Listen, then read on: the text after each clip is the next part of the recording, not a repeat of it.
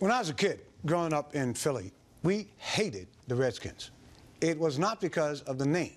It was because they had no black players. In those days, we called them Negroes.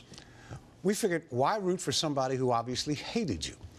By that measure, we also had no love for the Phillies, but we adored the Warriors. That was a Philadelphia NBA team with Wilt and Guy Rodgers way before they became the 76ers.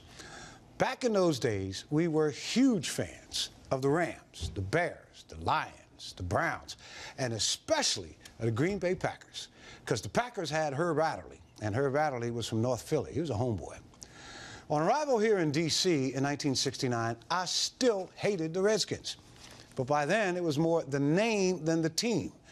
Bobby Mitchell and Charlie Taylor changed that for me, as did Sonny, and of course, all too briefly, Vince Lombardi. As the years went by, I started loving that team, though. Really, the players. Larry Brown, Pat Fisher, Doc Walker, Pete Wysocki, and as my love for Smurfs and the Over the Hill Gang and Fun Bunch grew, so did my distaste for that, in my view, vulgar name. My revulsion was born of a source perhaps different than many others. You see, back in the day, when I wasn't scanning the paper to see what Roy Campanella or Buddy Young had done, I was watching Lash LaRue and Tim Holt, and loved me some Randolph Scott. And it was in those Westerns and so many more, all of them, that I never, not once, ever heard of a Redskin referred to respectfully. A Redskin was always dirty, dirty Redskins, bloody, bloody Redskins, savage Redskins, inhuman Redskins, unhuman, you name it.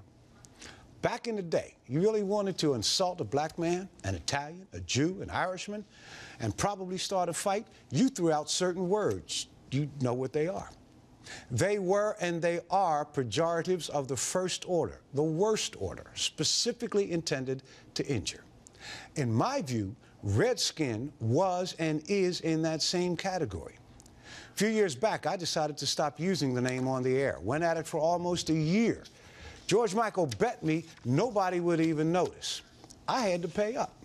We got not a single question or complaint. People just assumed I must have used the word. It is that much a part of the D.C. culture. That notwithstanding, the name sucks. We need to get rid of it. Let's substitute Warriors. 60 years later, I would love to once again adore the Warriors.